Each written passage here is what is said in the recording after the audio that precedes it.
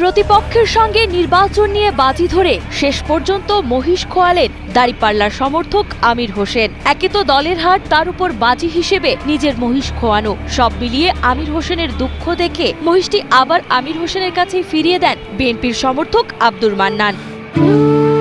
নির্বাচন নিয়ে এমন এক অদ্ভুত ঘটনা ঘটেছে শেরপুর 2 আসনের উত্তর নাকশি গ্রামে। এরা দুই বন্ধু লোক, না দাদা নাতিন সম্পর্ক। দুজনের মধ্যে কথা বলার পরে বলতেছে যে একজন বলতেছে না দাঁড়িপাল্লা পাস করবো, আরেকজন বলতেছে যে না ধানের শীষ পাস করবো। তো বলতেছে তাহলে বাজি ধরো দাদা।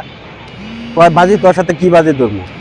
তো এক কথায় দুই কথায় দুজনে খুব বাজি কথাবার্তা। যদি ধানের শীষ পাস করে তাহলে আমার এই একটা মহিষ তোমার দিয়ে দিন। তখন বলতেছে তুই যদি ধানের শীষ পাস করলে একটা মহিষ আমার দেওয়া বাবা, যদি তোদের দাঁড়িপাল্লা পাস করে তাহলে আমার 6টা মহিষ আছে, আমার 6টা মহিষ ধরে তোর দেখালাম। স্থানীয় সূত্রে জানা যায়